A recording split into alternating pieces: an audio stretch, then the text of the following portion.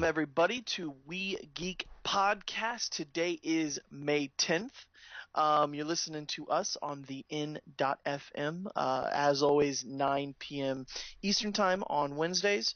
And this episode's a big one, man.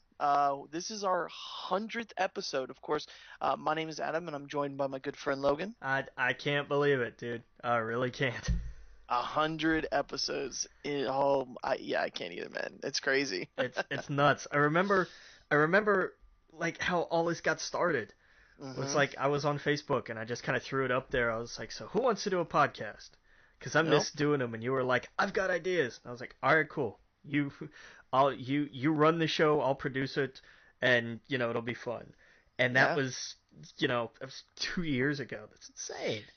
Yeah, it's such a cool creative outlet. It's such a way for us to, to just, all the stuff during the week that we see in the news, and that we'll see movies and play games, and, it's just not a good outlet. We're not kids. We're on the playground or at school where we're talking to our friends. It sucks being an adult sometimes, but I absolutely look forward to this, where we have an outlet to just kind of geek out and be ourselves, and just totally nerd out about movies and TV shows and comics and video games and all that stuff. So it's been a blast, man. It really has.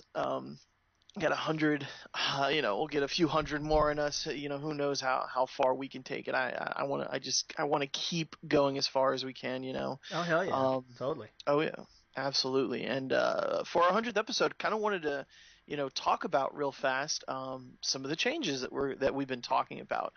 Well, for one, right off the bat, we're going to have 100th episode merch that will be debuting in a week from now. We got our good buddy Keenan, who did our original logo, to kind of he's going to nail one out for us. So look for that. We'll have all of that announced next Wednesday, where you can get a shirt. We're coming up with ideas of what we could put up there, maybe some stickers.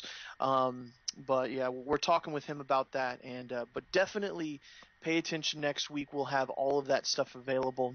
A few things we want to talk about, changes for the show. As much as I like going through the news and all of that's cool, we talked about how moving forward, we were thinking it would be better more as of a conversation, I think, and so do you, that it would be just great that we could sit down and we'll go over the news, we'll talk about all the major stuff that's happened, of course, and dive into it, but it'd be cool that each week we take a big topic, and it can be dumb topics, but we can sit down and go, okay, let's hash out what would we do if we were in charge of Marvel right now, or what would we do if we were in charge of the DC comic movies, or or our dream television show, or sequels that weren't that never happened, or just fun, crazy ideas that I've gotten throughout we listened to other podcasts, of course, and just being someone that digests so much of that, those are some of my favorite things in those podcasts, is where they sit down and they just chat and they have a conversation about what would we do in this situation, what would we do with that, I love that stuff. And we talked about it, and we think that's definitely would be a good direction for the show. And if definitely shoot us an email, tweet at us. If you like this idea, if you don't, let us know too. We definitely want to make something entertaining, and I think the new format would definitely help drive that. I think it's going to be good. What do you think, buddy? Yeah, no, I agree, and I definitely think that it encourages more fan participation. I know, like, we had an email last week. I think that's the second one we've had. Right, yeah. I think this is more of a grade of like, hey, do you guys have a topic? What do you guys think about last week? Like, I would love to do a feedback thing of like, and here are the people on Twitter who agreed with us. Here are the people on Twitter who said we were stupid. And here's like a hall of fame of like, wow, these people really hated our idea. Right, exactly. Like, which is, Oh yeah. that kind of stuff's fun. Hmm. The good and the bad. Because the bad you just have to, it's the internet. What are you gonna do? Yes. Oh yeah. And yeah, we actually got a question from Raphael. We'll talk about later, regarding DC, and their movies and whatnot. Um, but yeah, man. Yeah, I completely agree. Definitely some participation, and just it'd be fun to just sit down and have a conversation. As if you're just sitting here having a beer or something. And I think that would be cool.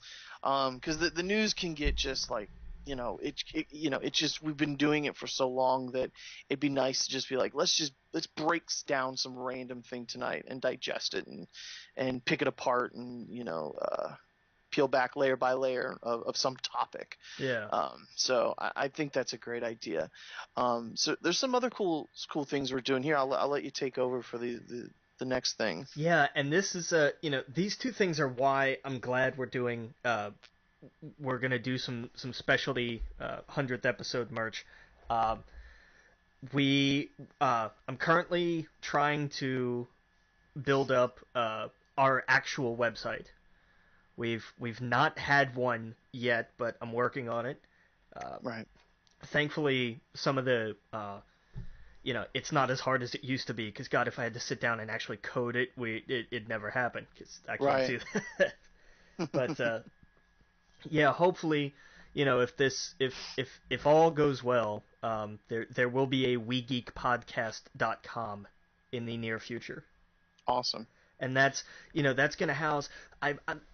It's gonna be great because we'll have a little built-in player up front. Mhm. There'll be an embedded player, and it'll have I don't know, the last 10 episodes I think would probably be fair.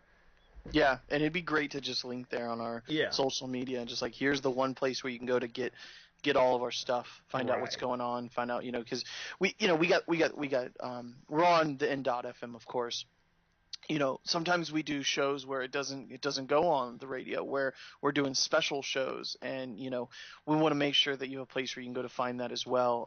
So yeah, I love that idea. Have that. Have a I've started actually writing out movie reviews, so it'd be nice to have a place, another place to put them, because Hmm. I've got my little Wix website, but I mean, that's it belongs.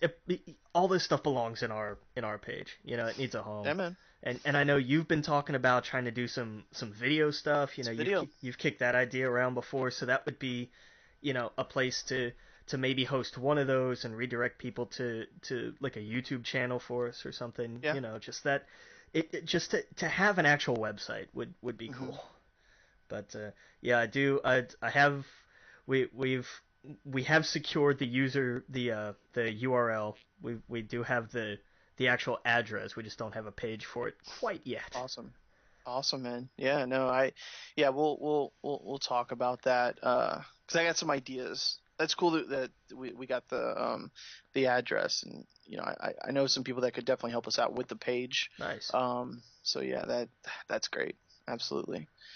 And then the next thing I'm pretty excited about. You go ahead and take it. Yeah, and this is the other thing that the merch will help with is I listening to another podcast turned me onto a service called Mixler, Hmm. and it's basically where it's an audio streaming service. It's basically like radio with comments.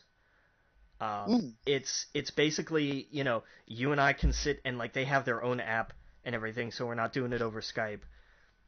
But like we're live streaming our show, and there's a chat room built into it, Awesome. so that we can have an audience with live feedback. And I would love to do like one of those a month, or for like special circumstances or something like that.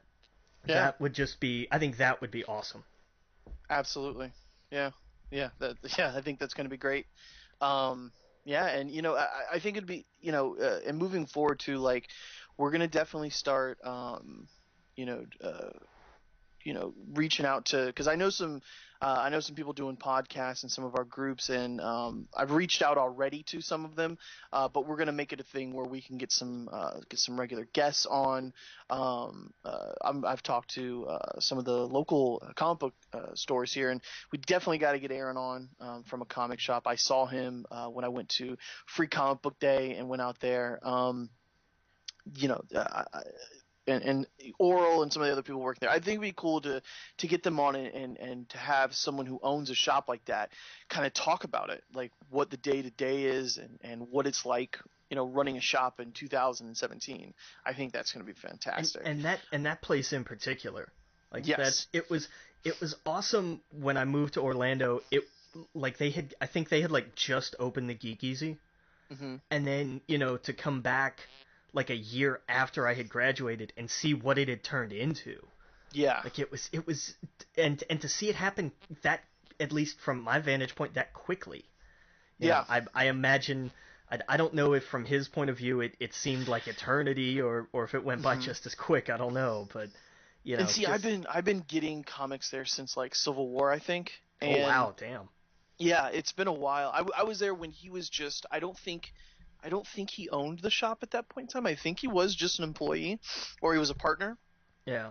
And I watched it grow into where he purchased it. He purchased it from his partner who sold it, and he worked his way into it. And then I remember when they didn't even have the back of the store, and then they took all that down.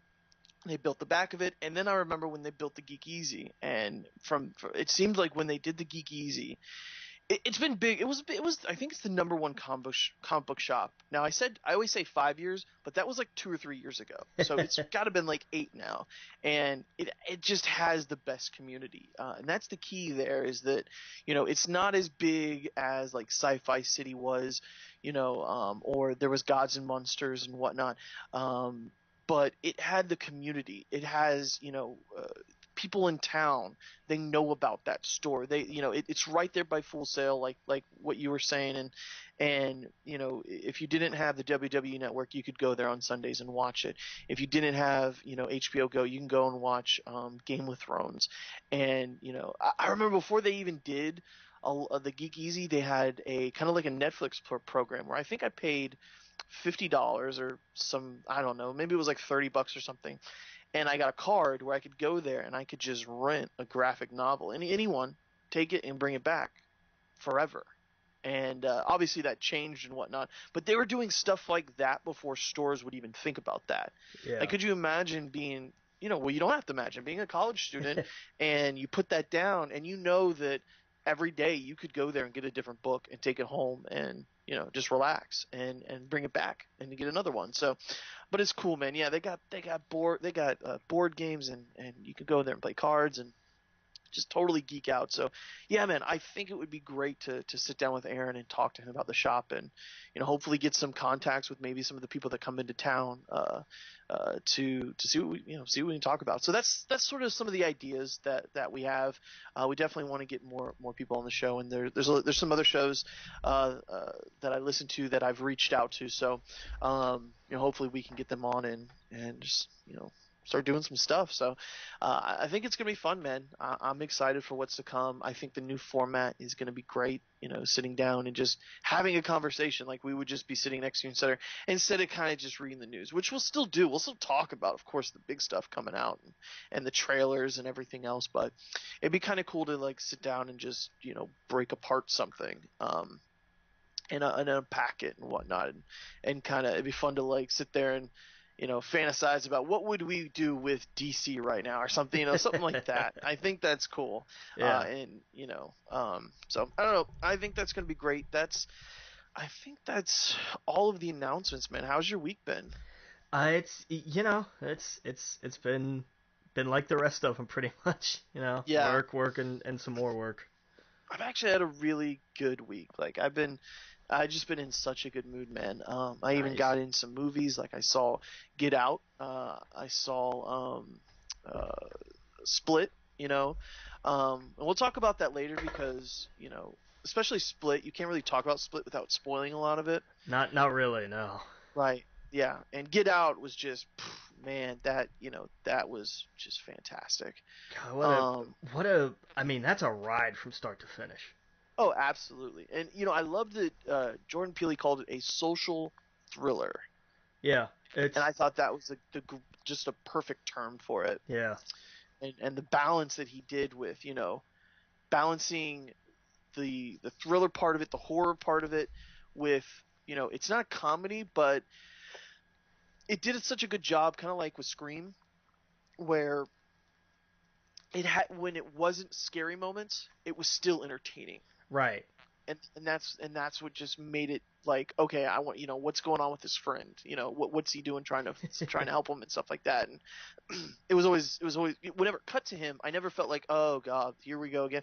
It was like, no, this guy's funny, and he's trying to do he's trying to get his buddy out, and he just has a sense of humor. So I loved it, man. I thought it was great. I don't know how the actor's name in front of me, but he was just, he felt genuine. You know what I mean? Like he wasn't scared all the time in the movie, like normal horror stuff. Like, he was a smart dude.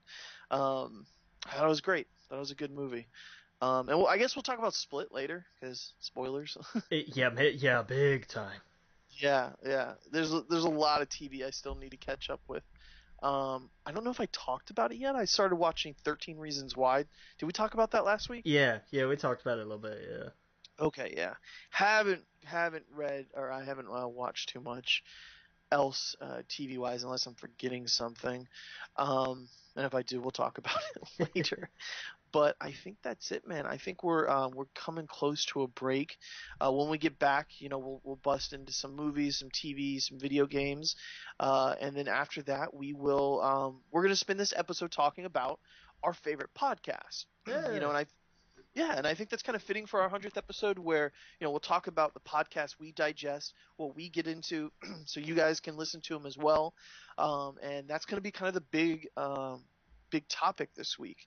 And yeah, we'll go from there. So, all right. Well, we're going to take a quick break. Again, you're listening to We Geek Podcast on the N.FM, and we'll see you guys all in a minute.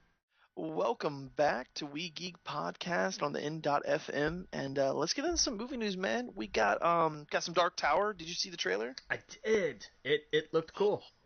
Oh, dude, so good. Yeah. Oh man, that looked great. Holy shit, I can't wait for that movie. No, it's gonna be good, and that, like, both. I was a little iffy on McConaughey being the Man in Black. Right. I mean, right. he looked cool and everything, but I was like, all right, I need to see this. I need to see how this works, and he nailed it as far as I could see. Oh yeah, he's the way he talks, so menacing. Yeah. Yeah. I thought, yeah, man. I can't wait. That's gonna be a great film. Now, do we know if they're still gonna do the movie, TV show, or just movies? I think they're gonna hybridize it. I think it's gonna be. Because I think the TV show is basically gonna be adjacent to the movies. Do we know, like, like, do we even know if they're doing a television show on HBO or cinema, or like, do we know? I don't think we know exactly yet. See, I imagine if they were doing that, they'd be working on the show right now. I'm pretty sure they are. I just don't know if they have a. Because I mean, the last time we heard anything about it was months ago. Right. Imagine, putting this together, going, hey, you're going to be in this movie. Now, normally an actor would be like, okay, I'll do the movie, and then you do another movie, and then you're in the sequel, right? But if they're like, hey, you're going to do a movie and the TV show and then a movie, you're like booked all year. If Pretty you think much. about it, right? Yeah. So the TV series is going to adapt. Man, where was it? It's gonna be a companion TV series. Oh, so it might not be the same actors. It might be just like, here's the story set in this universe. Well, no, it looks like. Oh. It looks like it is. Okay. It's going to adapt. Which. All right, help me out here.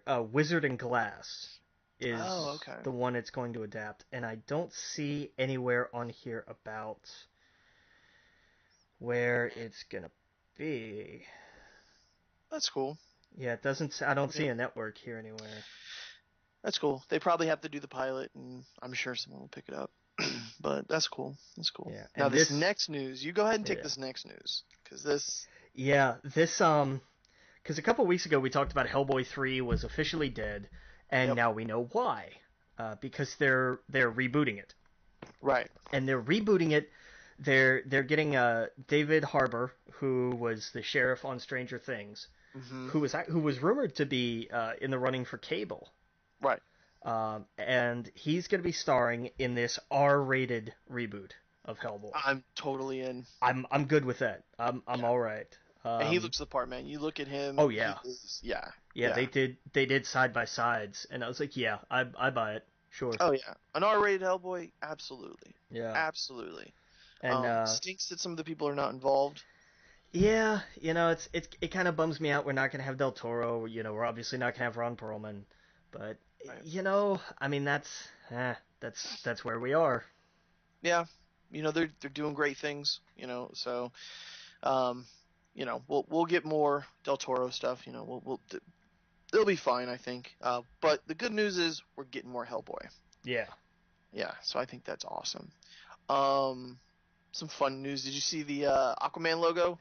Yeah, it's the symbol. Like it was just like the most bland. Like, okay, why is this? We've revealed the logo. Yeah, we've seen that before. But it's the logo. But yeah, we've seen it before. I'll be honest. Because it looks like a fat logo. I love the sharper, like yellow. I have a hat with it's like an orange hat. The logo is it's like more of a sharp, like it looks like an A almost, with yellow. Yeah. For Aquaman, I prefer that logo. Like I wear that hat all the time. Like if I go out and I have that Aquaman hat on, I like it because if I'm out and about, it's not Batman, it's not Superman, it's not super recognizable. Like people legitimately think it's a baseball hat. I'll ask them, I'll be like, "What do you think this is?" Like some of my friends, and I'll be like, "What do you think this is?" They'll be like, "Oh, it looks like is that a baseball team? Like the Miami something or another's." And I'm like, no, it's Aquaman because it. And they're like, "Oh, that's awesome!" But people who know that kind of stuff, they'll see it and they'll be like, "Yes, that is a dope hat." And I love stuff like that where it's nerdy, but it's not like you're not going to immediately recognize it, if that makes sense. Right, and it's also not like so obscure that you come across as like, oh, what, you don't know what this is? Like, no, douchebag, we don't. Move along. Like, right. And the thing is, most people, when I say it, they're like, yes, that's what that is. Like, because everyone's seen Aquaman. Like, no, everyone knows what Aquaman looks like. Right. And then imagine that's what the symbol looks like. So I don't know. I think it's awesome. But yeah, man. What if this is the DC film that just kills it? That's just awesome. I hope it does. I hope that after decades of everybody's like, oh my god, not Aquaman. Why Aquaman? And any kid who ever played Justice League on the playground or something, nobody wanted to be Aquaman. No, of course not. And I do. I hope this is the one that everybody comes out of, because let's be honest, it's not going to be Wonder Woman. I wish it was. It should be. It deserves to be. It won't be, because it's just because it's the same crap that we've had now for what, 3, 4. It seems like an eternity of films. Yep. But I hope it's Aquaman, where they just totally blow the doors off of everything. Right. You walk out of there and you're like, holy shit, that was a movie. Yeah, Jason's a badass. Like, he's a great actor. I think he totally kill it. The look looks awesome. I think it'd be fun. So we'll see. No, I don't see it on here. But did we? Was the new Wonder Woman trailer? Did you see it? Was it, or did we talk about that last week? I think it came out after last week. Okay. I didn't see it. It is the trailer they should have started with. Excellent. Because it's got me the most hype. Definitely the best put together Wonder Woman trailer. Nice. By far. Good. Yeah, it got me excited for it, because I'm like, okay, I'm totally in right now. It looks fun. Looks fun as hell. Yeah, I really liked it. They showed it before. I think they showed it before Guardians. Actually. I didn't see it before Guardians. Oh, yeah. Maybe I'm misremembering it. I saw it this week at some point, but yeah. I don't know. It may have just been a theater thing. I saw the new Transformers trailer before Guardians. Yes, I saw parts of it. I saved seats for people, and they were, you go to a movie with friends who don't normally go to the theater, right? Opening weekend, and I'm like, this is the time of the movie, like it's gonna be packed, and the seats we're in weren't like you pre-order them or whatever. Like these are like you buy them and you gotta, you pick your seat or whatever. You don't pick a Right. seat down at the box office. You know what I'm saying? So, I got there. I got my ticket. I should have gotten theirs. I didn't think about it. I went up, and it was three of us, and for whatever reason, I went all the way up to the top, and I saw three seats by themselves, perfect, right there at the very tip top, and it seemed like maybe there's 12 seats left in the whole theater. Sat down, waited for them. Trailers start. I'm like, where are these guys? I want to go get popcorn. You know what I mean? Yeah. They show up like right before the last trailer ends. Thankfully, I got back in time where Guardians didn't start. But like, I'm like, come on, you guys are rookies. Like, you just like we planned this out where you had more than enough time to be here. I hate that. But Yeah.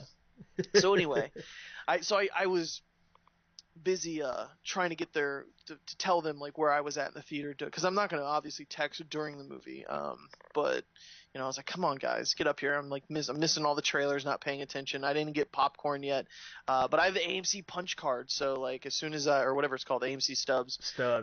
So as soon as they got there, I went down and I felt like such an idiot, but such a boss at the same. Like I went through the stubs, like everyone, they're all in lines waiting, and I went right to the stubs one. There's no one there, and I'm like, hey, can I get a popcorn? And I ended up getting a drink too, like a Long Island, and skipped everyone there, give me dirty looks like, who's this guy? But anyway, it was fun. Yeah, premier status, bitches, back in line. Yeah, and it's only like $10 or something too. It's totally worth it. It's a year. It's I think 15 for the year. Yeah, that's it. Yeah, it's absolutely worth it. If you go to the movies once a month, it's worth it. Yeah, absolutely. Totally and we do totally doing this. So, and I get points and everything else. Everything rings up points. So I was like, yeah, just keep ringing it up. That's fine.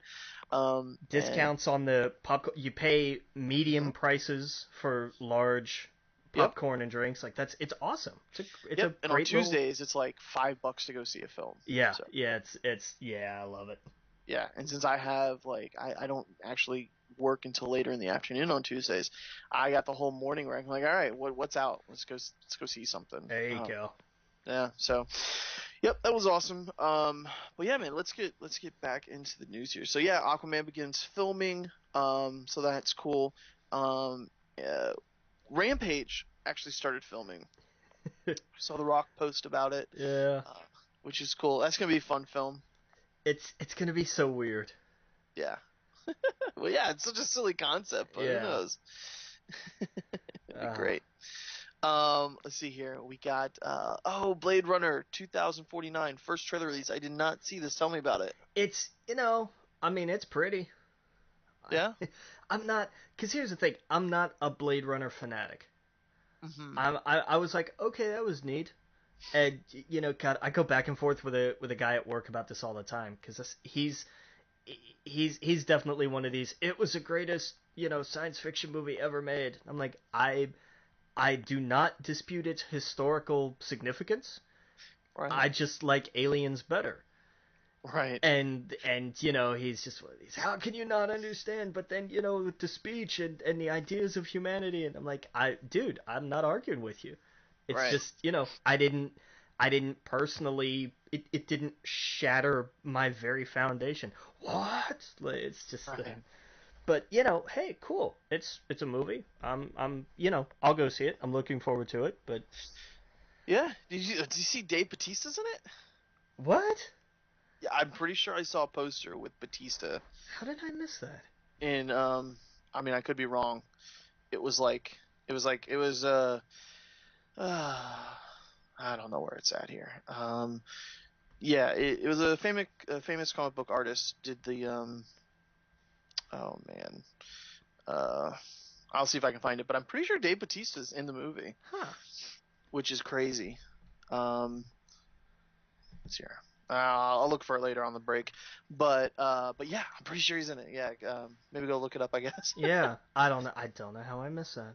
Yeah, but yeah, so that will be cool. Dude, Edge of Tomorrow is getting a sequel, Yeah. and they're gonna they're gonna title it Live, Die, Repeat, and Repeat. Well, because I mean, remember, Live, Die, Repeat was the tagline, Right. and everybody was like, "Dude, that would have made such a better title."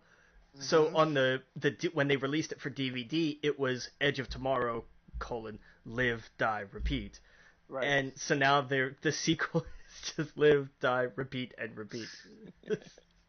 Yep. That's crazy. Okay. I actually rewatched that yesterday.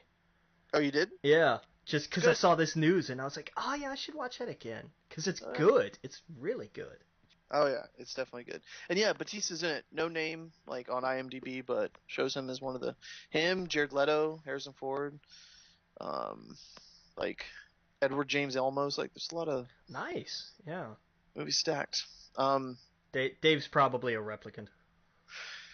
Yeah, I don't know. He looked like he had like glasses on. He looked like, I don't know, in the poster that I was looking at.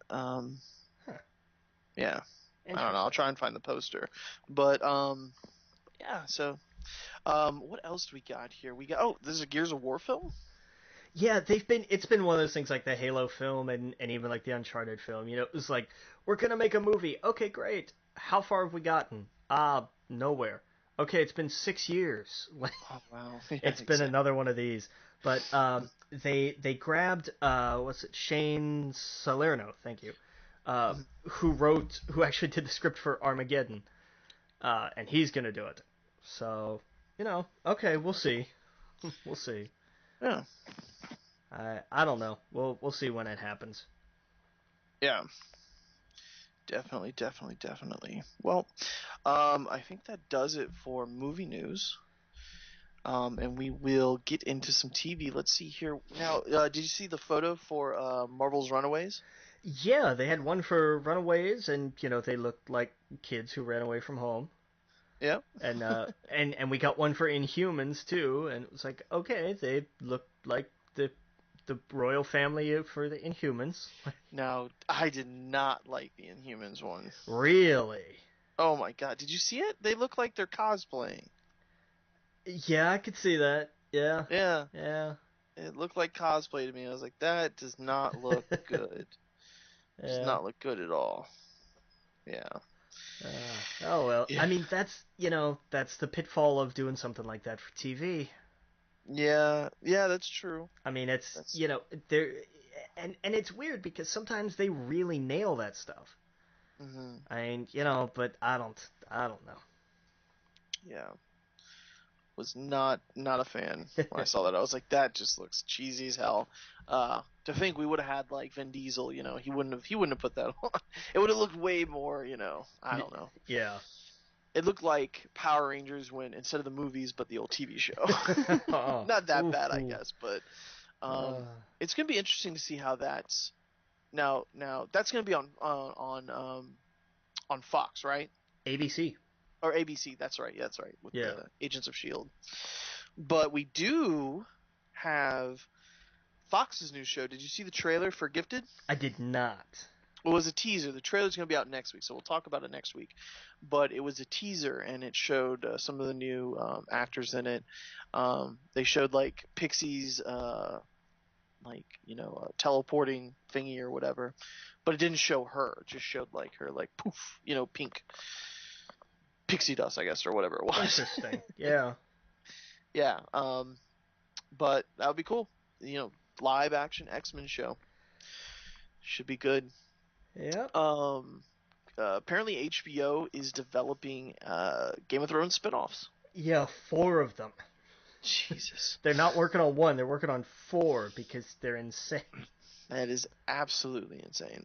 So do we have a breakdown of what they're going? Did they say what they're going to be working on? No, I didn't see one. There may have been, but I don't think I caught one in the article I saw this in. How do you do 4 spin-offs? Maybe it's like the different kingdoms. Well, I mean, there's look prequel maybe. Martin's done a lot of supplemental work. That's true. So there's and not every spin-off has to be like a full, like it could just be one season of like Game of Thrones Chronicles. Yeah. And like each season is a different thing. Mm-hmm. or something. I mean, that could work too. Yeah, no, give me like an anthology show about being in that universe. Yeah. You know, um, that would be fantastic. You know, um, yeah, absolutely. Um, let's see here. What do we got? Well, we're coming up. We're coming up on a break here, I think, aren't we? Yeah, let's take a quick break. When we get back, we'll get into some more TV news. Again, you're listening to We Geek Podcast on the N.FM, and we will see you guys all in a minute. Welcome back to We Geek Podcast on the N.FM, and we got some little bit of TV news left. Let's see here. You go ahead and take the next one here with YouTube. Yeah, this was a YouTube. We saw what, like a month ago, was deciding, like, okay, we're gonna be part of the cable industry now. And so, well, just in terms of, let me as a provider, right? In terms of, like, hey, subscribe to YouTube TV, right. like play, what's the PlayStation service, View or whatever it is? Yes, like that kind of thing. Mm-hmm. They've apparently also decided they really need to step up their original programming game. Mm-hmm. And they've grabbed a handful of people to do new shows. Now, these are not YouTube Red shows. Right. These are free, ad-supported. Mm-hmm. Kevin Hart is going to do a fitness show. Mm-hmm. Sure. It's called Kevin Hart What the Fit. Okay. And then you're going to have Ellen DeGeneres, Katy Perry, and Demi Lovato are all going to do different, like, backstage, behind-the-scenes series. That'd be cool. That's, I mean, that's interesting for, like, an episode. Right. I don't Well, I mean, seeing, like, I love behind-the-scenes stuff. It doesn't matter what it is. So, it's probably, I'm not the audience for that. Probably not going to watch that, but, I don't know. If they get someone that I find interesting, I would totally watch behind the scenes. True. But they have their audiences. I mean, Ellen DeGeneres, Katy Perry, Demi Lovato, they have their audience. Yeah. So, people are going to like that, I think. Yeah, I mean, give me something like Kevin Smith or something. Like, give me someone that I want to see behind the scenes with, and, of course we're going to eat that up. Oh, yeah. No question. Yeah. Yeah. I think a lot of what this YouTube stuff, is, over the last month or two, YouTube has just been in just such a crazy mess of, with the advertisers being scared and pulling from people's contents, and them, anything that's not ad friendly, they have someone going through it, and they can't monetize. A lot of these channels can't monetize anymore. Some of the bigger ones, and they've either stopped putting a lot of YouTube videos up, or they have to figure out or get like a Patreon where they can get support, because they're not getting money for their YouTube videos anymore. Like, YouTube's going through a crazy change right now, and I think this might be a way for them to go, hey, we have some legitimacy, which kind of sucks because the best thing about YouTube is that anyone can get in there, and anyone should be able to become a star, a star. You know what I mean? Like, that's kind of what's awesome about it, is that anyone can start their own YouTube channel and just blow up. Where this feels like, hey, we know celebrities, and let's put celebrities in shows, and this is content that advertisers are going to go, oh, Kevin Hart, absolutely. Oh, Ellen DeGeneres, absolutely. There's no question. But what about some random channel that is just a couple of goons, goofballing, but they have a few million subscribers? They could one day start talking about crazy stuff. So I think this is YouTube's way of, like, trying to go that route. Does that make sense? Yeah. No, totally. Yeah, I think that's what they're trying to do. I miss the days when YouTube was like, hey, look at this drunk dude try to win a staring contest with a parking meter. Right. Because, I mean, that was kind of how it started, was like, dude, Mm-hmm. you've got videos, we want to host them. And now it's, it's become this weird, Mm-hmm. like, America's Next Top Viral Star network, really. Yeah. And it's, I mean, that's cool, that's one thing, and that works, when it works well, it's killer.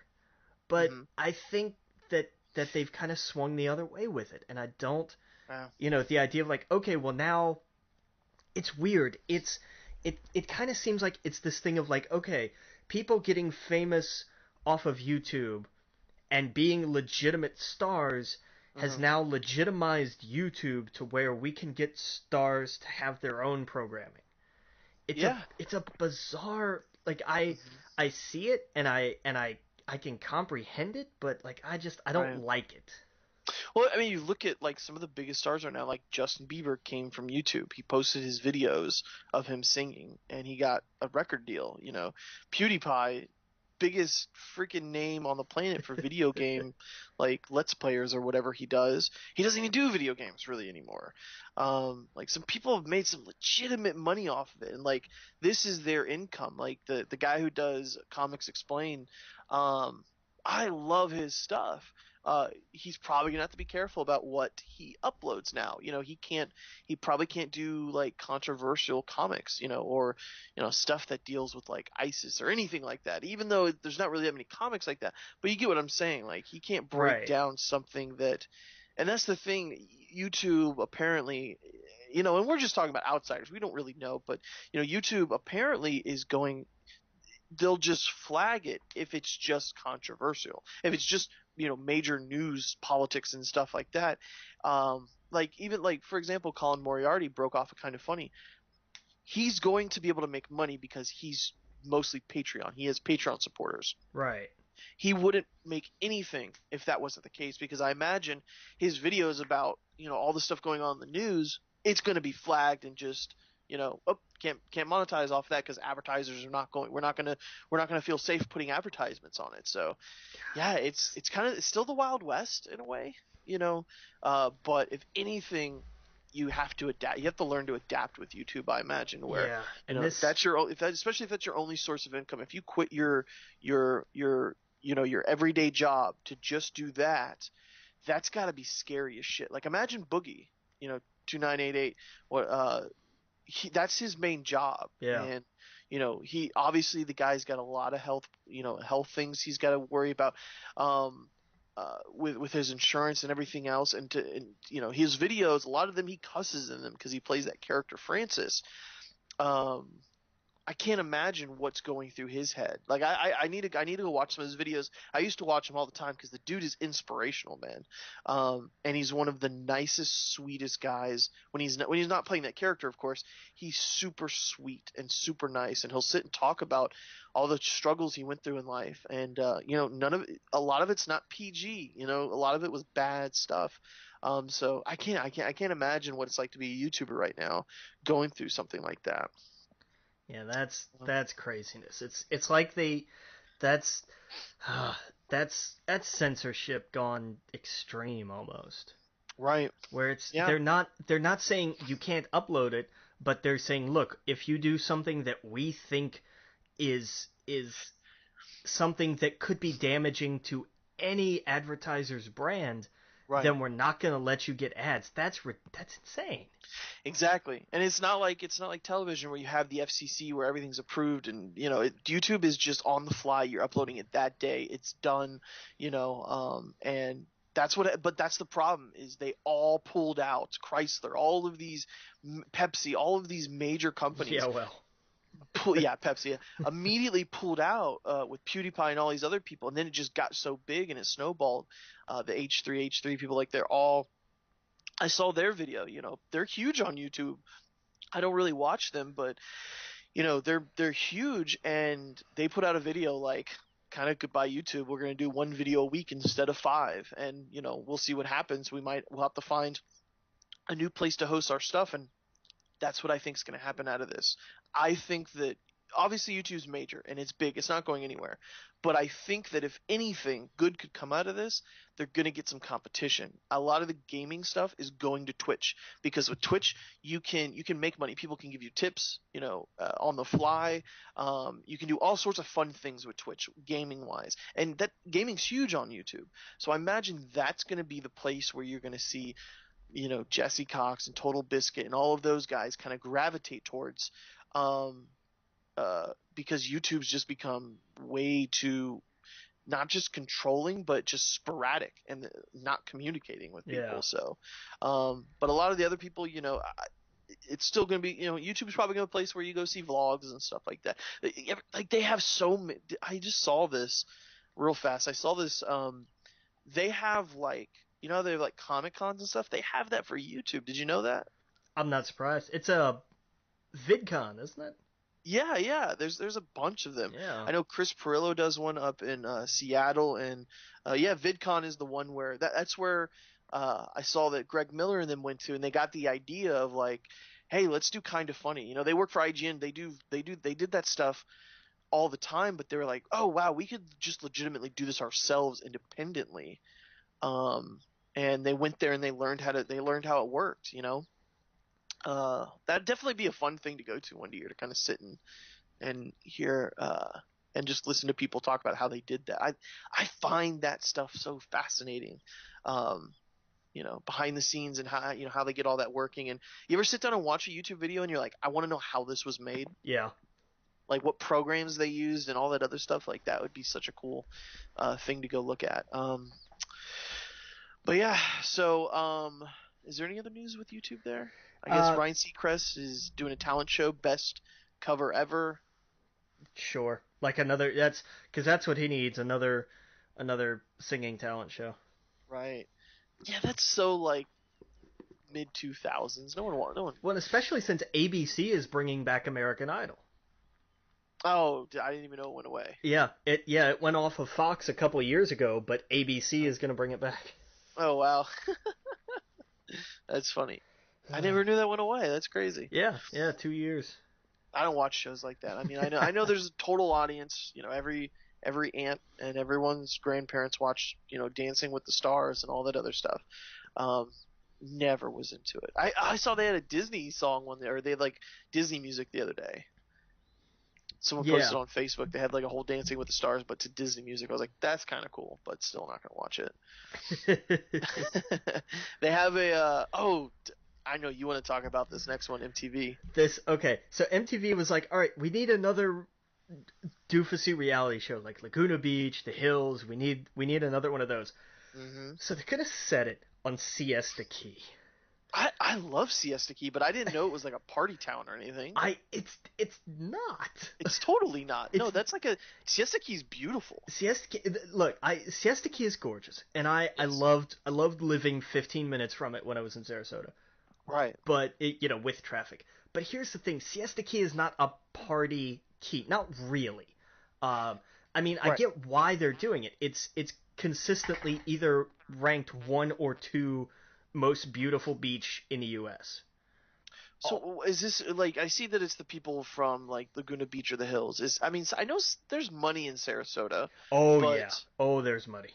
Is that you think that's what they're going towards? Yeah, it's rich kids. It's gonna be right. Rich kids home for like summer vacation. Rich Floridians, yeah. Yeah. And especially on Siesta Key, there is money. It's not Longboat Key money. Longboat Key is a little north of Siesta. And that's where there's those are the really retired people. These are the fuck you cold weather, I've earned this money kind of money. Right. Oh yeah, man. I love Siesta. White sandy beaches, the waters. Oh, it's that blue that like almost see through. Yeah. Like, it's gorgeous. That's the beach I tell people that have never been to Florida or that are going to go to a beach. I'm like, don't go to Daytona. Like Daytona's great, I guess, but it's not Siesta. You know what I mean? The thing is, Daytona is great to say you went to Daytona Beach. Exactly. But you got a shirt. Yeah, exactly. But and the beach is nice and you can drive on parts of it, but the Atlantic is just cold. Yeah. If you're over on the left coast of Florida, you've got the Gulf, and the Gulf is warm. The Gulf is nice. I'm not a beach person. I don't like the beach. Oh, me either. But we're both not beach persons. Yeah. But if it's like, all right, you've got to pick a beach to go to. I'm going to Siesta. It really just is a gorgeous beach. Yep, that's what I tell people. I'm like, if you're coming into town or you're going down there, go to Siesta. That's the pretty beach. Yeah. And it's nice. The white sandy beach, you can't beat that in Florida. there's other good beaches, New Smyrna, if you want to get bit by sharks, and the Keys are fun, but in Miami, if you got a lot of money and you want to party, Right. but but um but Siesta is definitely the most chill, relax, and it's not that far from me where I can just drive down there if I want to and spend the weekend and come back. Um, but yeah, no, it's great. Yeah. It's crazy. That's awesome. They're doing a It's TV show. like I have to watch this just to see. Like, first of all, is there going to be anybody? Are there going to be cameos by people I know? Right? Like, Well, if no, I I imagine these are going to be much young. These are going to be young people. well, but I knew I Laguna knew a Beach lot. was high schoolers, man. They're not gonna do 30-year-olds. Well, but I mean, my thing is like I like almost everybody I went to high school with has like 10-year younger siblings. Oh, that's true. I Yeah. guess, yeah. If little brothers or sisters, yeah. If like a family's on there that you know of, and you're like, oh, I know that family. I'll just watch this and be like, wow, they must have edited the hell out of this. Right, right. That's funny. I'll look Man, at I them. haven't I haven't turned on MTV in years. I mean, what if they had? Like there hasn't been a reason to. Yeah, yeah. No, absolutely not. I've kind of wanted to go back and look at some of Miz's stuff on the Real World because I have like brief moments of memories of him being on the Real World. Um, getting drunk and fighting and talking about his character, the Miz. But Yeah. I think that'd be funny to kind of go back and look at. And it's funny to see him now on Total Divas. You know, thinking about like how that's where he started in the entertainment industry. Yeah, And then he did wrestling, and now he's back doing that again. I wonder if like he's thrilled about it, like he's back on reality TV. Is he? Oh, have you watched any of it? No. There's one of the I think it's the newest episode. They go to, I don't know, I forgot what they went on like a honeymoon. It's obviously a lot.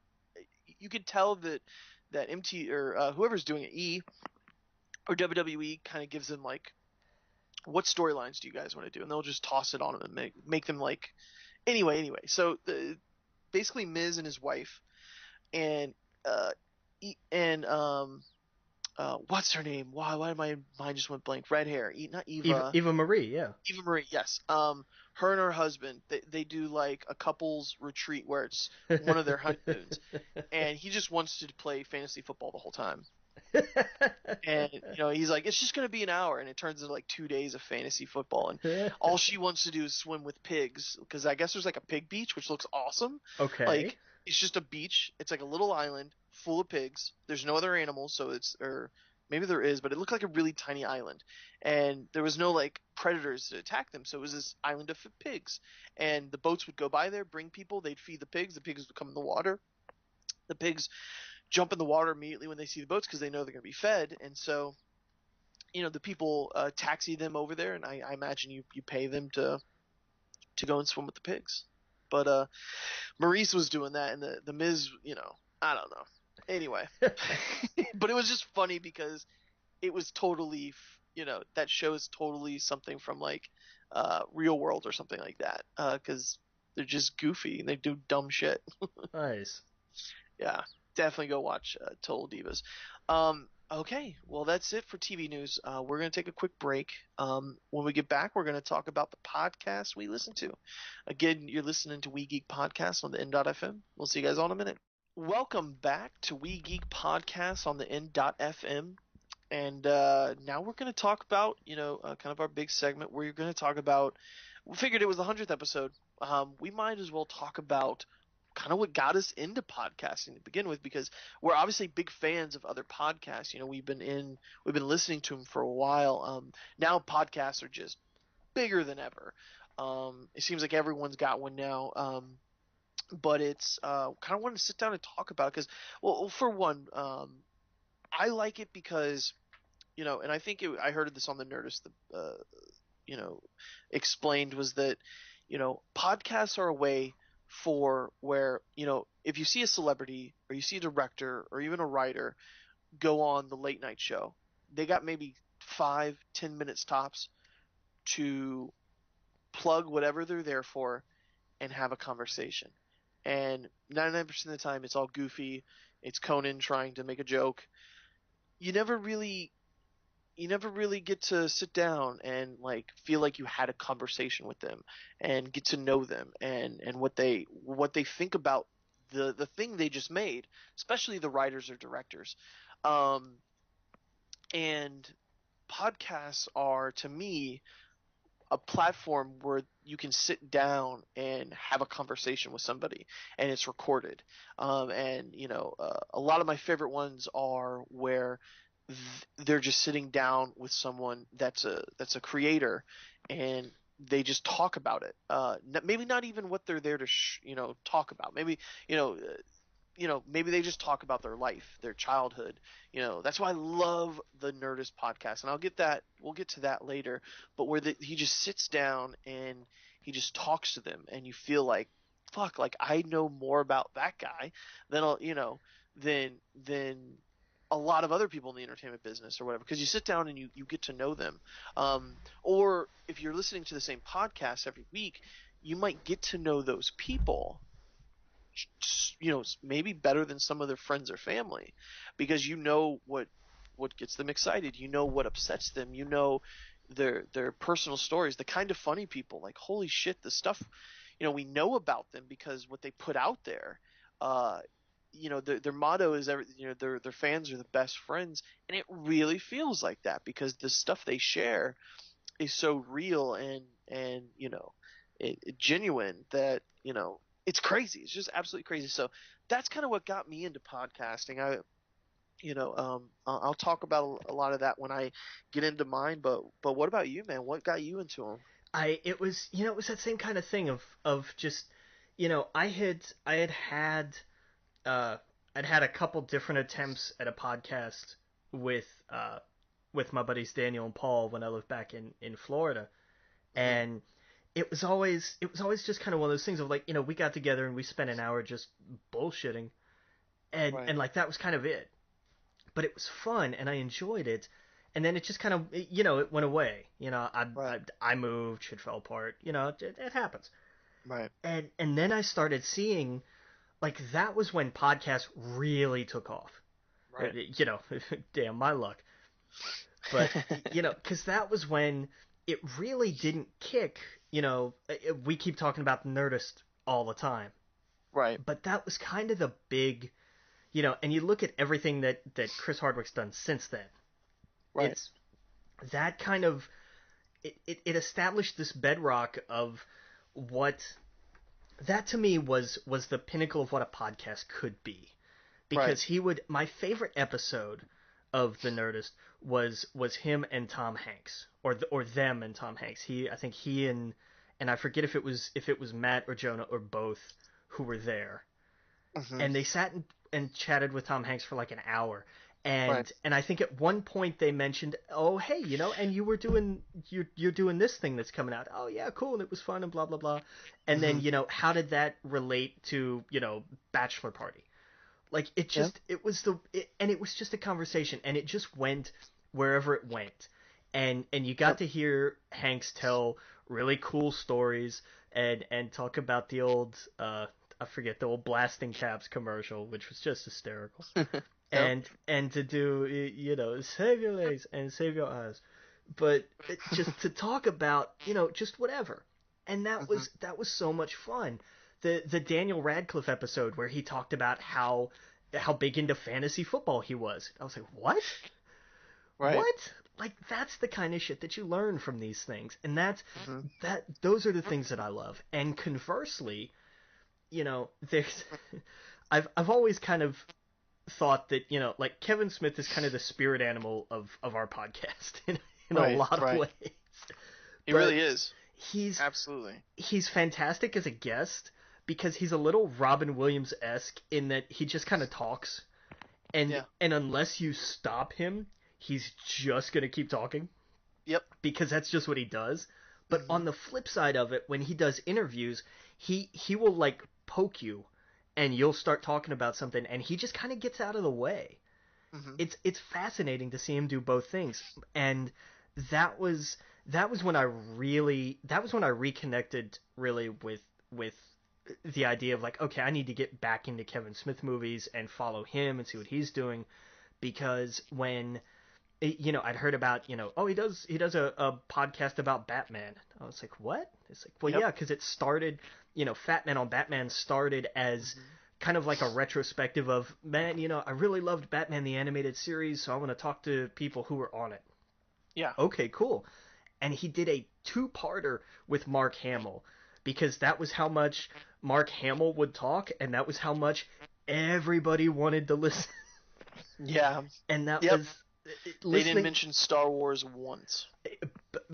Like in passing. In passing, yeah. I think they mentioned like, oh, that thing I did, that sci-fi thing. Yeah. Yeah. Which was hysterical. But it was all about, Mark, being kind of a walking Hollywood Wikipedia back in the day. Oh, yeah. And just it was fascinating, because these were things, like you were talking about, when somebody goes on, Corden or Kimmel or any of these places, they've got, they've whittled down the list of questions to, they know what 3 it's going to be, and they've rehearsed it, and they know the beats, and it's not organic. Right. And you know it coming on. It could still be fun. They could still have neat little segments, but it's all advertising. And these interviews were just so not. It was just people sitting down and saying, hey, I want to talk about, space. Okay, let's talk about space. Yeah, yeah. Oh, absolutely. Like with the Nerdist, he'll sit down with someone like Ian McKellen, and Ian McKellen will sit there and talk about like, him. I think he came out in like the 70s or something, so far back when it was not the norm. You know what I mean?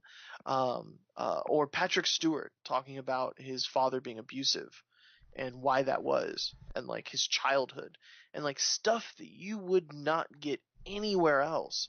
And they unpack it and they pour their hearts out, and like it's funny. Hardwick would always he starts the show where you start the podcast, and he does his advertisement stuff, and he's like, we're going to get into it. And then when you hear him and whoever the guest is, they're just talking. And if they're new to the Nerdist, 10 minutes into it, they'll be like, oh, is this started? Oh, awesome. Yeah. And he's like, yeah, this is just conversation. That's all this is. Like, we're just two guys sitting around having a conversation. And I love that. Like J.J. Abrams, when he's talking to him, J.J. Abrams can talk, and he's just going on and on and on. And he's like, oh, is it? Oh, we started? Oh, okay. All right, cool. Like, and it was, oh man, like that's what I love about it. Absolutely. My favorite of Chris Hardwick's is the one where he sits down and he talks to his dad. Yeah. Yeah, that was, yeah. Oh yeah, and if you're not familiar with what happened, he's done a lot of celebrity interviews and stuff like that, so he's a pro at it, and he thought it'd be a good idea to go, to his hometown, talk to his dad, and just do, it'd be cool to do like an interview, like a podcast where you sit down and talk to your dad, and he did, and he found out, crazy things about things he didn't know, like his dad being young, and he was like asking him, like, what were you like before me? Like, what were you like as a teenager? What did you not like as a kid? What did you like? What did you do to get in trouble? And they had a real honest conversation that, let's be honest, most people don't have these days. You don't sit down. A lot of people don't sit down with family members, a lot of young people, and just talk and be like, hey, what was it like when you were 20? What did you struggle with? Because a lot of parents and stuff, they don't want to talk. That's just not a normal conversation, but it should be. You should get to know where you came from and your family and these people that you've spent your life with. And then of course I think like it wasn't that much longer that year, a few months later, I believe, his father passed away. Yeah. And so he'll always have that, and he'll always have it, as like a time capsule of this conversation that he had with his dad. And that's what it's all about. That it's having those, those human interactions just kind of sealed. And I thought that was great. I thought that's really where I got like just batshit crazy with downloading podcasts, searching. And Kevin Smith, I found out he had like 7 or something, and the Nerdist has a whole bunch. Yeah. Yeah, Kevin did one. He did one where he and his mom got stoned and did a podcast. Yeah, And it was just fantastic. Yeah, I didn't hear that one, but I remember reading about that. Yeah, It's absolutely crazy. It's great because it's just, neither one of them is, because of course Kevin, I don't know if Kevin is even capable of being properly stoned anymore with how Right. much he smokes. But Right. but his mom didn't get, just completely blazed, but just relaxed. And they had that kind of conversation of where, in the moment you're like, do I really want to hear my parent tell this story? Right. Right. Absolutely. Yeah, it's crazy. Like, there's another podcaster I really like, Joe Rogan. I don't know if you listen to Yeah. him. Yeah, he is the Joe Rogan Experience, and what I like about him is he will invite people on, and he has his opinions, but he doesn't like he loves learning. He loves to bring someone on and be like, how does this work? Tell me what happened. I have my opinions, but I'm totally ready to change them. Like, I want you to change my mind. Does that make sense? Like, he will go into any conversation so open minded, almost to a fault, where he'll be like, "Oh, that's interesting that happened," or, "What do you think about this?" Where, a lot of shows that are kind of like what he does can get very opinionated, very, one-sided, very, an echo chamber, but his isn't, and I love that about his podcast as well. Yeah, Joe doesn't have an agenda. Yeah, there's no agenda. He just wants to learn, or if something crazy happens, and he'll be like, "Hey, let's get that guy on and let's talk about it," And he just sounds like a normal dude talking to people, and that's what makes it so cool. It doesn't sound scripted. It doesn't sound, like he has to walk a certain line. He has a huge audience for that. Um, you know, he's at the point now where, do people know him for UFC? Do they know him for that? Do they still know him from the Man Show? I don't I think a lot of people nowadays know him for UFC. Right, I think some people still know him for his stand up. right, And some of Joe's stand up is just epic. right. Yeah, It's, yeah, oh, that it's whole comedy crazy. stuff, but I mean, now to me, he's Mr. Podcast. Yeah, Yeah, but it's crazy. yeah, and I mean that's just one of the avenues it can go down. And I mean, there's live shows. I mean, I Mhm. keep circling back to Kevin Smith because you kind of have to. But Yeah, he and Ralph Garman from the Kevin and Bean show do a Babylon. they do a live show like it's usually every Friday, and then it goes up like on Monday, Hollywood Babylon, and Hmm. it's hysterical. It's Yeah. just it's absolutely killer. It's an hour. It's a comedy hour, and Hmm. it's a show that it's awesome that these guys are like, hey, if you want to come see us, come see us. We're two guys sitting up on stage on stools, Hmm. making dick jokes and talking about Superman.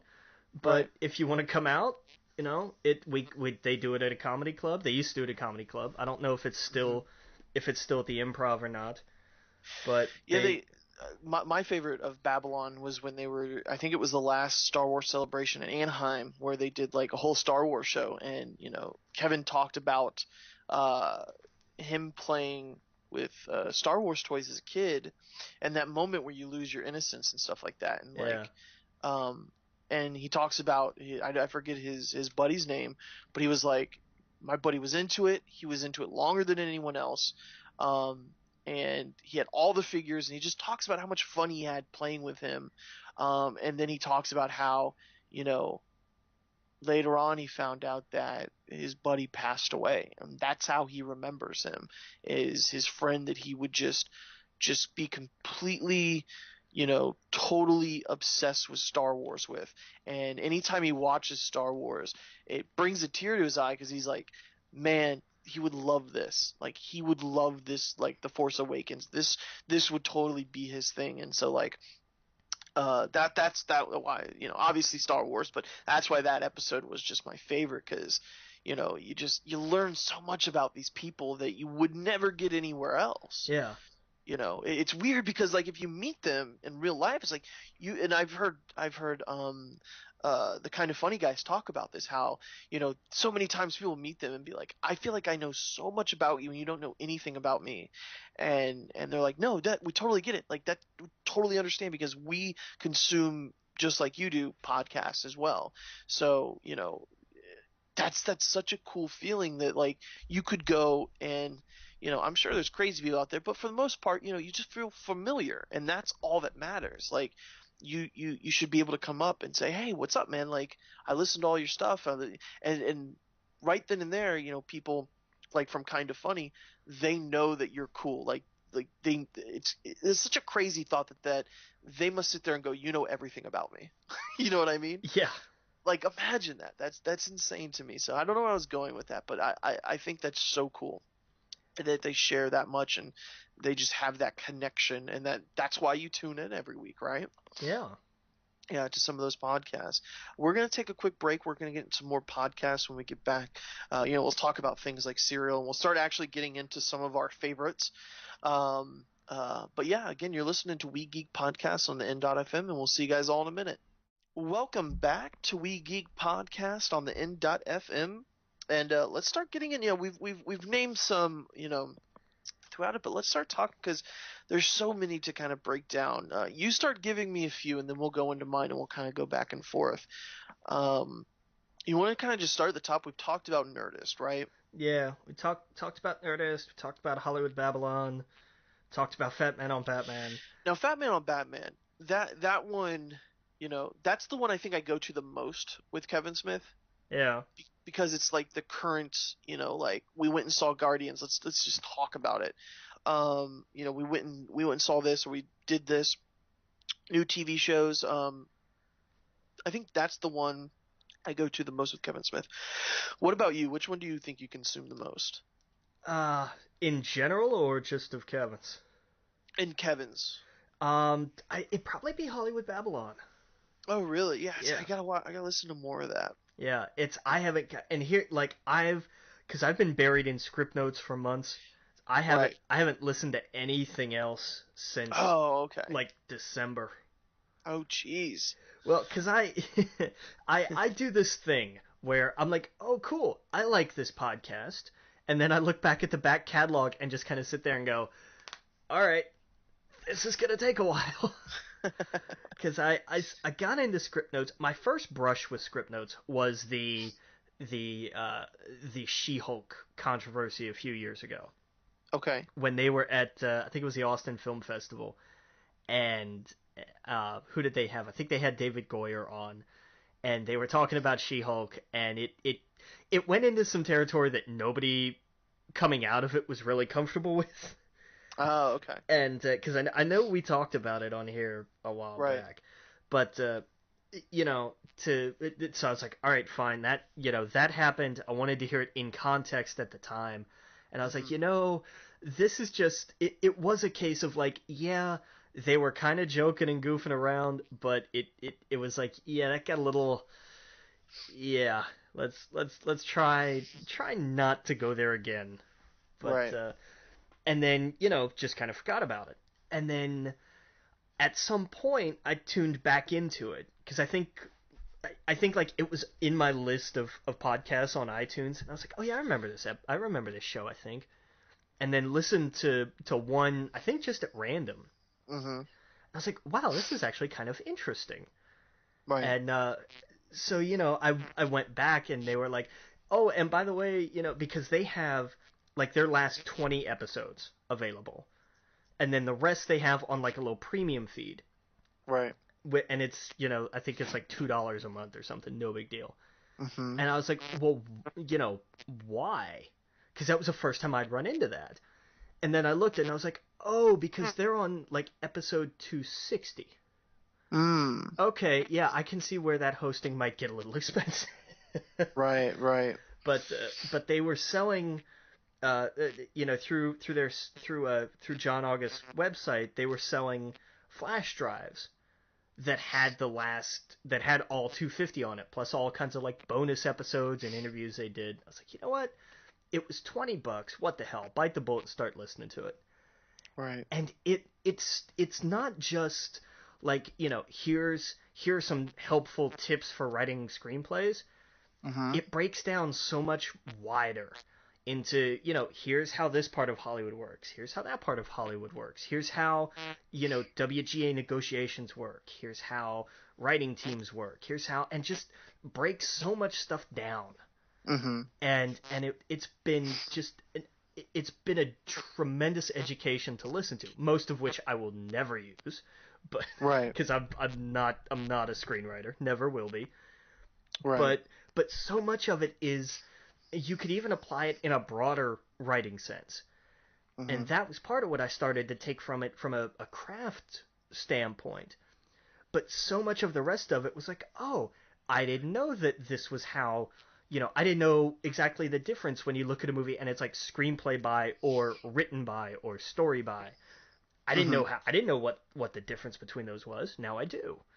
Like, just, it was all kinds of stuff like that. And bringing on people, different producers to talk about projects that they did or that they're working on, and just telling just outrageous stories in some cases.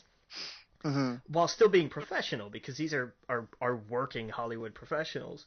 Right. But just kind of having fun with it and being entertaining and informative, even though, I may not be the intended target audience. It definitely roped me in. Right. And I've been listening to that since I got that drive in December, and I'm there. They've made it up to almost episode 300 now, and I think I just hit 260. Oh wow. So like I'm catching them. Yeah. No, I downloaded with them. I have I think California Cannibal Cults. Yeah. I have Television with Damon Lindelof. If you haven't listened to that yet, you will love it. Oh yeah, and It's Always Sunny in Star Wars. So I got those lined up to listen to.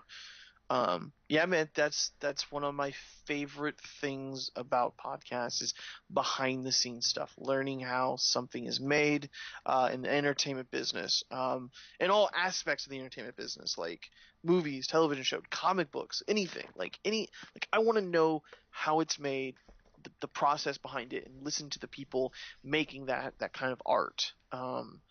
That's just so awesome to me. And then of course, other podcasts of people breaking it all down and their opinions of it and stuff, and talking about it and unpacking it. But yeah, like ones where it's like behind the scenes stuff. That's so cool. Yeah. Oh yeah. Any other ones you want to talk about? Unintended Consequences was fun. That was one that Max, whose last name I can't remember, the guy who's the CEO of Cards Against Humanity. Oh, okay. Yeah, he sits down with Pat Rothfuss, and they would do wow. an hour, like on sporadic. Like it was a thing where they did like a limited season run. They did like 10 episodes, and then they came back and they did, I don't know if it was like another 10 or whatever it was, but those were just weird conversations. Yeah, and it was definitely great. Sounds like it. It was, because there may have been a topic on occasion, but like they would just sit and talk. Mm-hmm. And it was really like, oh hey, we're just gonna have a Skype call, we should record it. Like there was usually no agenda or anything, but it was so much fun, because I didn't know Max. I'd never, and I really hope even that's his name, because I don't remember.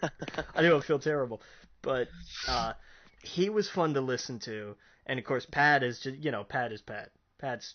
It's fantastic to hear him just sit and talk. And the one thing that's always great about Pat is there's just no bullshit with him. Mm-hmm. And it doesn't even seem like it's out of some moral obligation to be like, I need to tell you the truth, I need to be honest. He seems just like, guys, I'm just too tired for bullshit. Right. It's great. Yeah, man, I'll mark that down. Yeah, definitely. They haven't done an episode in a long time. Oh, okay. Because it's a sporadic kind of thing. Oh, okay. So that was, but yeah, I mean that was fun. Let me tell you about a few that I listened to. Go for it. One that I think is so awesome is Serial. Have you heard of it? Yeah, have I heard of Serial? Yeah. Yeah. So if you're listening, you haven't heard of Serial, go download it. It's almost like there's been 2 seasons, and I think they're working on the third one that should be released soon. And it is just serialized investigative journalism. And it's told in this, like, I guess, serialized uh, just narrative where um, Sarah Koenig is breaking down a story. And, this won like a Peabody Award, for example. And it is the first season is about the murder of a girl, an 18-year-old student at a high school, um, Heyman Lee, and about her ex-boyfriend, Assad Saeed, um, and he was arrested. And I won't spoil it, but it breaks down how it goes over the people involved, um, the ex-boyfriend, his best friend who was, I believe, potentially, involved with her. It breaks down how, like, two high school kids, why would they lie so much on under oath? And it's like, well, you know what? Most high school kids do lie about where they're going and what they're doing. And of course they lie when their parents are extremely strict. And so, like, it's a crazy, just just you can't stop listening to that. It's been a few years since I've heard it, but I think it came out like 2014. But oh my God, is it a crazy run? It's what inspired things like Making a Murderer on Netflix. So if you're a fan of Making a Murderer, if like you couldn't put that down, Serial's a podcast for you. And season two was about an army soldier who was being held by the Taliban, and that's another crazy story. And I think season three is going to be more about what happened in season one. But yeah, so anyway, Serial, that changed so much because I was like, that just, I've never heard a podcast before where it was like that, and it was like, this is interesting. It's breaking down a murder case and just all this crazy stuff, and I absolutely ate it up. Yeah. Yeah. Um, let's see here. What other podcasts? Oh, let me talk about the podcast that actually got me really into everything. I think it was the first podcast I downloaded, and I'll kind of actually talk about their, like, channel because they have a bunch of them. Was Talking Comics. Back when man, it was a New 52 that came out, and I was at a comic shop, and I was trying to like, I wanted to know more about New 52 and everything else. And I think I just got like an iPhone, or I was a smartphone for the first time, and someone told me about podcasts. They're like, yeah, you can go listen to anything. And I searched comics, and that was one of the first ones that popped up. It was Talking Comics, and their podcast was all about, like, hey, we're introduced to New 52, come join us for the ride. And it wasn't just about New 52; it was about them, not reading comics since they were kids. Really, some of them did, but a lot of them were kind of like me, where you read as a kid, and then you grew out of them, and you got interested in, like, you're a teenager, you're interested in girls, or with some people you're interested in boys, of course, and like you get totally out of that mindset, and then you go to college and do everything else, but then for whatever reason you got brought back in, and it was funny hearing them talk about that because like, that's me, like that's what happened to me. I wanted to know more about New 52 and read it and whatnot. Because all the movies and everything were coming out, and this is when comic book movies just became so big, and they were talking about a lot of indie books that I never heard of, and that wasn't about superheroes or anything like that. It was about, like, real stuff, and I loved it, and I ate it up. And they have a podcast, Talking Games, that I really like. Uh, they have one called Legendary Runs, where two of them will break down a run of, and they'll have on guests, and they'll sit there and talk about, and just just totally break apart a legendary run. and it's good. It's good. That's the, I'm trying to think of some of the other ones they have, but those are the three that I think I listen to the most. They have like a movies one, a talking movies and whatnot, but those are the three that I listen to from them the most. But that's what really got me into it because and now I've been listening to them for so long. I'll shoot them an email. I play PlayStation with the guys from Talking Games. We'll get in and play Overwatch, Justin and them. And so it's cool. Like I've actually sat there and I've had conversation after conversation with these people. And they have their own website, and everything else. They're super successful with it. And it's weird because you're listening to them for years and you're like, I remember when he was single. Now he's married. Now they're, to go through the ups and downs with them. It's weird because I never met them, but here you are kind of knowing their story and what's going on in their lives and everything else, and it's just crazy, remember when the hurricanes hit New York? Yeah. Yeah, they most of them live up in New York, so it was crazy just to be like, oh, I hope they're okay. Like it's just such a weird thing. Like I said, not ever meeting them, but knowing so much about them. So I don't know. But yeah, those are some of the podcasts that I love. You want to take some? Yeah, I've got some. Yeah, one that actually just came back was, and I know I've talked about it before, was Talking Tunes with Rob Paulson. Yeah. Who was Pinky of Pinky and the Brain, and so many others. Oh yeah. He would sit down and do one-on-ones with other voice actors. Mm-hmm. And then every once in a while would do a live show, also at the Improv, I think on a different night from Hollywood Babylon. Mm-hmm. But he had to take a year off because I believe it was he had treatment for throat cancer. Mm-hmm. And just a couple months ago, it started back up again.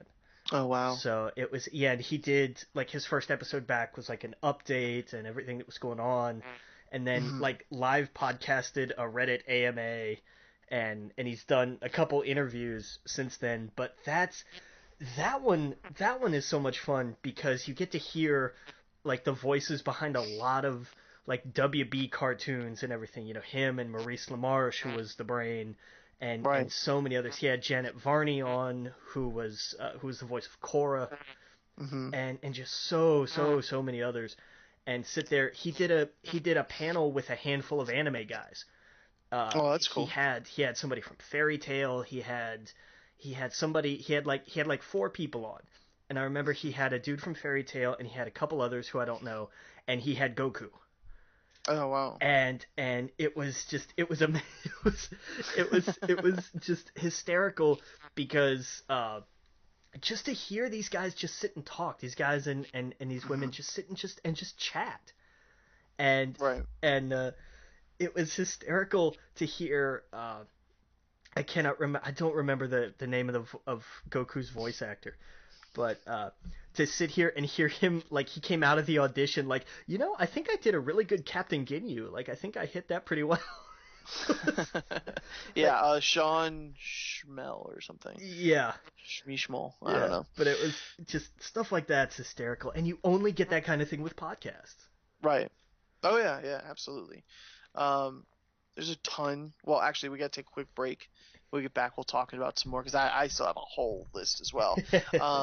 But again, you're listening to We Geek Podcast on the N.FM, and we'll be right back. Welcome back to We Geek Podcast on the N.FM, and we got some more podcasts here to talk about, and then we're going to get into some Guardians, some spoilers at the end. But yeah, man, Talking Tunes, Rob Paulson. Oh man, he's such a cool guy. Pleasure meeting him. It was so cool to sit there and just talk to him, where it seemed like everyone else, you kind of got rushed around, but with him, you could just sit there and have just a 5-minute conversation. It was just really cool. Yeah, you gotta voice it. One thing that I keep seeing and keep hearing is how voice actors, they're not constantly rushed everywhere. like big, Right. like the big screen actors, like Right. I know they would love to spend as much time with their fans. I know they would. But Yeah. like they're always getting pushed somewhere. Oh, you gotta go here, you gotta go here, you gotta do this, you gotta do that. Hmm. But voice actors don't seem to get quite as swarmed, Right. let's say. But they have they seem to have the freedom to just if they want to stop and chat with somebody, they can do that, kind of Hmm. thing. Yeah. Yeah. No. Yeah. I need to listen to his podcast because that stuff's super interesting. And listen to the live shows. He's done a few of them, and they're hysterical. Oh yeah. They're kind of insane. A couple of them. It's fantastic. Oh yeah. Because you're like, oh yeah, I remember that person. They did this thing from my childhood, and they clearly didn't say those words. Right. Right. But it's fun because you remember, oh yeah, duh, they're people. Hmm. But Oh yeah. There's and these other ones that I have, I'm probably gonna go through them a little bit faster, but like I put for example, um, Schmoes No Show is great. The Schmoes No Show. Screen Junkies Movie Fights. Movie Fights is where, they will sit down with two people. Sometimes they'll do celebrities, like you'll have Kevin Smith going up against Max Landis, and they will fight over which movie is better. And by the end of it, who won, who had the better argument, um, or about why maybe a movie's good or not good, that sort of thing, um, or like best sci-fi movie, or whatever. That show's awesome. Screen Junkies Movie Fights. 6 Degrees of Feature Film, which is Miss Movies, great podcast. Um, let's see here. The IGN podcast. I don't know if you've ever listened to them, but they do a great job. They have like two. They're like two separate ones where they have. If you go onto like iTunes and you download their entertainment one, it's all about movies and TV shows and stuff like that. And the UK one, they'll have guests on and stuff. But they basically break down movies and television shows. Their games ones are, Podcast Beyond, which was a huge podcast that I would listen to, which is all like the number one, or was the PlayStation one. Beyond. Beyond, yep. Game Scoop and stuff like that. Jared Petty, who was on uh, Game Scoop, he worked for IGN. Total sweetheart. Like this guy, if you're a listener and you've ever heard Jerry Petty, you know what I'm talking about. They call him the Reverend Jerry Petty because he used to be a reverend, and he lived in Japan. Totally interesting person. Um, he has a podcast called Pockets Full of Soup. He actually left IGN. Now he works for EA, and he does PR for Star Wars and stuff. So like his job's super cool. But Pockets Full of Soup is his podcast where he sits down with his friends. Usually they're people in the video game industry, and he doesn't talk about video games. He just says, you know, uh, I forget how he phrased it, but he's just like, tell me about someone important to you. I want you to break down who you are thankful to know, or something like that. Who inspires you? He'll ask questions like that, and they'll break down, and it'll be the whole episode about the person will talk about that person, and it's about their husband, their wife, or maybe it was Greg Miller talks about the kid who had cancer and he had to follow around while he actually worked for like a newspaper, and how that kid changed his life, how he viewed things and how he viewed life and how just fragile it is, and stuff like that. But yeah, Pockets Full of Soup. He'll sit there and he'll talk about real life stuff like that. And every once in a while they throw in something because they're all in the same kind of industry about games and stuff. But that's one of my favorite podcasts is Pockets Full of Soup. Some of the other gaming ones, Giant Bomb is a huge one. Giant Bomb is the biggest video game podcast there is. They are just hilarious. The stuff they talk about is just funny as hell. And they break it up into two. They have Giant Bomb, which is the guys over on the West Coast, and then they have the Beastcast, which is over on the East Coast. Some other ones I'll go through real fast are uh, Co-optional Podcast with Total Biscuit and Jesse Cox and Dodger. That's a great one that I love listening to. Here, I'll let you take a few more.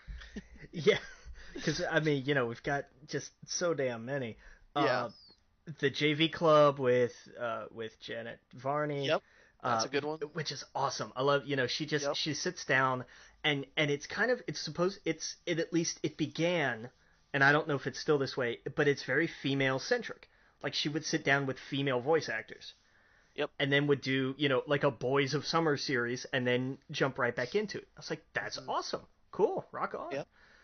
And it was just fun. It was the same, it's the same thing of just, they're just gonna sit and talk, and they'll talk about life and sometimes work, and sometimes, oh my god, this thing is so cool, and they'll go and talk about this totally other thing. Just that kind of stuff was awesome.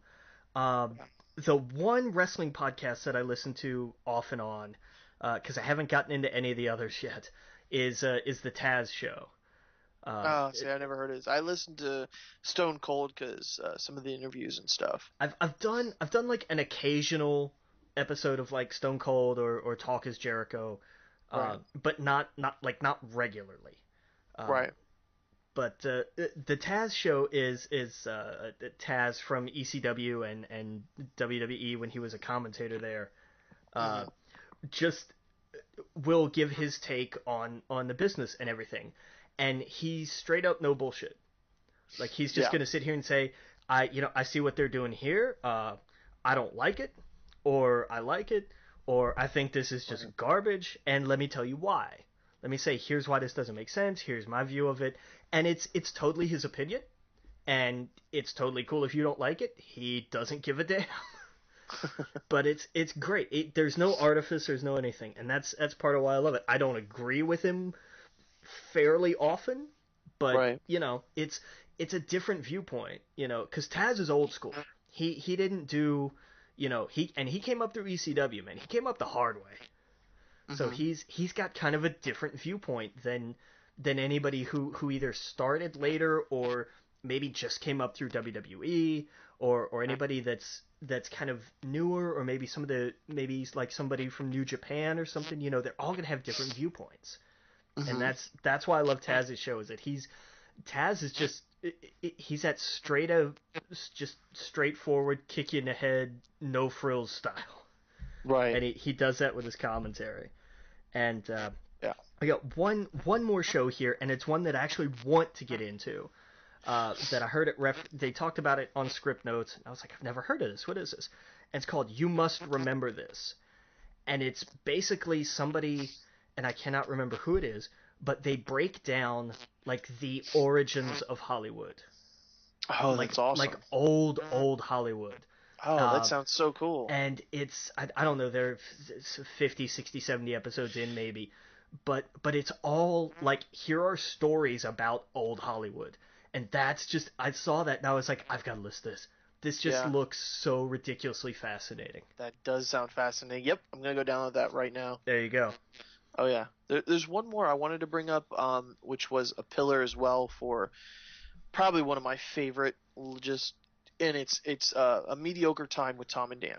And if you live in the Orlando area, you know of Real Radio 104.1. They have Monsters in the Morning. These two guys came from that show where, they kind of just got sick of the day job. And they loved talking. That's what they did for a living. And they got sick of just, the corporate radio, right?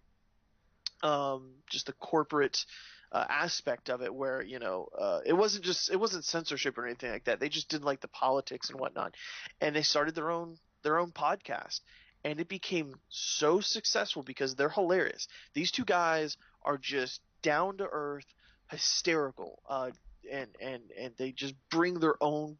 They're two different kind of people, but their sense of humor is just so dead on. Any comedian comes into town in Orlando, any comedian, you name them, they're huge stars, will come in, and Pauly Shore and stuff like that. Even like people like Pauly Shore will come in and sit down and talk to them, and they have been so successful. They're so high on the comedian list, and they're not from LA. They're not from a movie. They're not some celebrity podcast. They are just local, homegrown, podcasters. They became so big that Clear Channel, or what you call iHeartRadio, ended up offering them a show back on the radio station, where they don't even have to go into the station. They record it. It's called A Corporate Time with Tom and Dan. and so they have that show there, and they have their own show where they can talk about whatever they want to talk about. It gets real. It gets, it's just uncensored. So,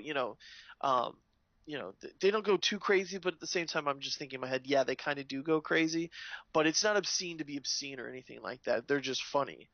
And they just talk like normal people talk. And it's, especially if you live in the Central Florida area, you can't drive around without seeing Tom and Dan stickers everywhere. So just wanted to give a shout out to them. They're awesome. Yeah, theirs is a long show. Yeah. Oh yeah. Yeah. 3 hours at least. They do, and then they do they call it the BDM show, the Big Dick Millionaire show, because if you're a Big Dick Millionaire, that means you gave, I think it's like a few bucks a month, like $3 or something like that. Yeah, and you sign up for a year up front, and you're BDM. You get your show on Friday. You get the normal show. I forgot what day, and they have their corporate time, and they just have a whole bunch of shows, and they're really cool, down to earth people that they host events. They have a cruise every year where the fans go and they all get on a ship and they rent out the ship, for however many tickets. They do crazy events all around town where you can, they're one of the guys on the show is Ross. He's a comedian, so he's all, it's such a cool show. So especially if you live in Central Florida, it's extremely relevant. But they get a lot of their callers from just all over the place, like all over the country, which I thought was cool. Now we only have a few minutes here, so we can kind of break down. Now maybe we should talk about Guardians next week. Yeah, we'll give everybody else a chance to see it. Yeah, that's true. We could talk about, I guess, our first impressions of it. I thought it was just so damn good. I don't want to say it's, I think Avengers still holds just a special place in my heart for the Disney Marvel films. Yeah. It's too soon to say. I think for sure it's probably my top 3. That's how much I loved it. I went in not thinking it was going to be good, because I did see some reviews where they were like, it's too much of the first one or something like that. I thought it was so much better. Yeah. No, I agree. I thought it was better than the first one, and the first one was probably my favorite Marvel film. If you had to pin me down and say which one do you like, Avengers or Guardians, I had more fun with. And this one, James Gunn just doesn't care. He's taken the stuff that people loved from the first one, and he ramped it up to such a degree where I never felt like it was too much. I never felt like, oh, they're just rehashing the same old jokes. It was like, it felt comfortable. It felt like, oh, I was hoping they would do this. I'm glad they did. I'm glad they spun it in a different direction. The characters felt more developed, like even like Drax, he felt like he was with family, and he didn't have to be this raging monster all the time, where he was more comedic. He was more like fun loving, if that makes sense. Yeah. And I don't want to go into any spoilers with any of them, but just Rocket, he felt like he had growth. They all kind of did in a way. And the movie's weird. Like, I think I was halfway through it and I'm like, I don't understand what the plot is here or what's going on, but I'm having a blast. You know what I mean? I mean, I knew what was going on, but it's not so formulaic as the first one. It's really loose. Like, there's just a basic, like, okay, this happened, and so now we're gonna have this, which is going on at the same time as this. Neither one of them. The interesting thing is, like, neither one of them feels like a solid, concrete plot. It really doesn't feel like, oh, you stepped in here at the beginning of this grand adventure these people are having.